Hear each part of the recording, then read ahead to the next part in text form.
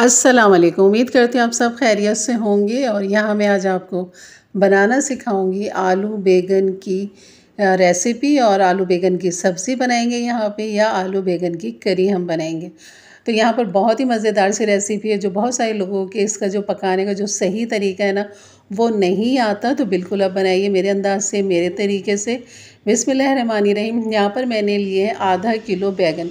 ये बड़े साइज़ के बैंगन हैं और अभी ने रखे हुए एक दिन पुराने हो गए, तो इस वजह से ये ऐसे हो रहे हैं। तो बस इनके जो छिलके हैं ना ये मैं कुछ हटा लूँगी, कुछ लगे रहने दूँगी, क्योंकि जितने ये पुराने होते हैं ना तो इनका जो कलर है ना वो सालन को बहुत ज़्यादा इसको ख़राब करता है। और ऊपर के जो डंठल की नोक है ना वो हमने काट देनी है, और इनके बीच में से 1 या 2 या 4 इस तरह पीस कर सकते हैं। यहाँ पर ये बैंगन बेहतरीन अंदर से मलाई की तरह है, बहुत ही अच्छा बैंगन है हमारा ये, ज़्यादा इसमें बीज नहीं है। तो यहाँ पर बैंगन की आप कटिंग देख रहे हैं कि सबकी मैं एक सी ही कटिंग कर रही हूँ, कोई बड़ा कोई छोटा इस तरह नहीं है। तकरीबन सभी एक ही साइज़ के हम यहाँ पर कटिंग कर रहे हैं। तो आपने यहाँ पर क्यूब्स काटने तो सारे ही आपने क्यूब्स की तरह काट लेने। और अगर इस तरह कतलियों की तरह काटनी है, थोड़ी मोटी कतलियाँ मैंने काटी हैं, बारीक नहीं है, तो आप इस तरह कर सकते हैं। और बैंगन का छिलका अगर मैं साथ ही पका लूँ ना तो इससे सालन का जो कलर है ना वो डार्क हो जाएगा, कलर इसका ख़राब हो जाएगा हमारी ग्रेवी का। तो इसलिए मैंने कुछ छिलके हटा दिए, कुछ रहने दिए। तो आप पूरे छिलके हटा के भी बना सकते हैं, और अगर ताज़े बैंगन है तो बिल्कुल उनके छिलकों के साथ ही बनाइए। तो चलिए मैंने बैंगन तो काट के रख दिए हैं पानी के अंदर, क्योंकि उससे पानी के बगैर वो काले पड़ जाएंगे, इसलिए आपने इसको काटते ही पानी के अंदर ही डालना है। तब तक हम यहाँ पर इसका मसाला तैयार कर लेते हैं, जिसके लिए मैंने सरसों का तेल ले लिया है ½ कप। आप अपना रिफाइंड ऑयल जो इस्तेमाल करते हैं वो डाल दीजिए। प्याज डाल दीजिए एक बड़े साइज़ की बारीक स्लाइस कटिंग करके। ज़ीरा डाल दिया मैंने 1 टीस्पून। काली मिर्च डाल दिए ½ टीस्पून। बड़ी इलायची 1 अदद। दालचीनी का टुकड़ा 1 अदद डाल दिया मैंने छोटा सा। लौंग ले लेंगे यहाँ पे 3 अदद तकरीबन। और डालने के बाद प्याज के साथ हमने इसको फ्राई करना है। यहाँ पर जैसे ही प्याज का कलर हल्का सा लाइट गोल्डन हो जाएगा उसके बाद डाल देंगे यहाँ पर 1 टीस्पून भर के अदरक लहसुन का पेस्ट।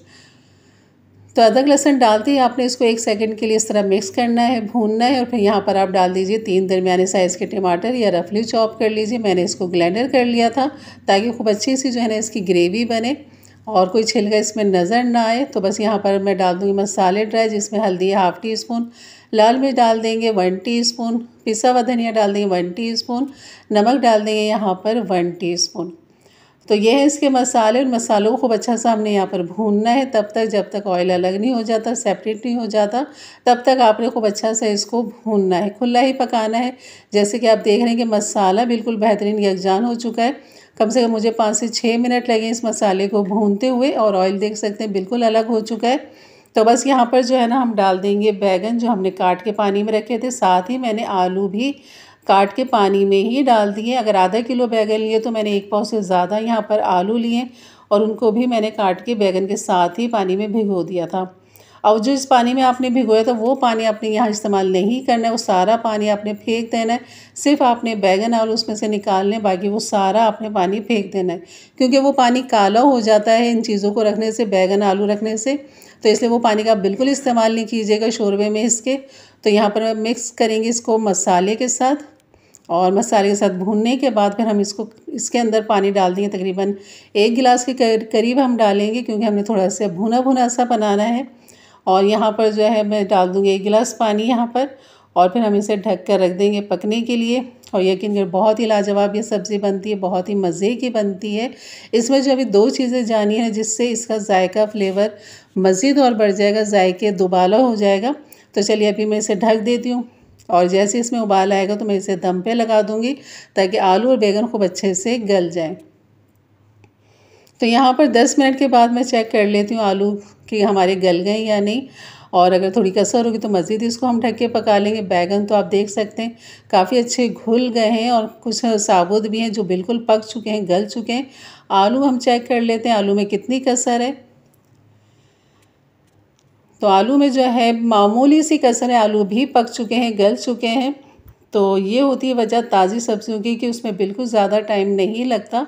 और बस इस तरह हम इसको पका लेंगे। जो पानी है थोड़ा मैं इसका ड्राई करूँगी, और यहाँ पर डाल देंगे साबुत हरी मिर्चें डाल दें, या फिर आप इसके अंदर हरी मिर्चों को बीच में से 2 करके डाल दें। हरा धनिया डाल दें, काफ़ी अच्छा खासा हरा धनिया डाल दें, मुट्ठी भर के हरा धनिया, उससे बहुत अच्छा जायका आता है हमारे बैगन का। और बैगन के साथ जो जोड़ है वो है बॉयल राइस के साथ या ज़ीरा राइस, जो आप पसंद करें। रोटी के साथ भी बहुत लजीज लगता है।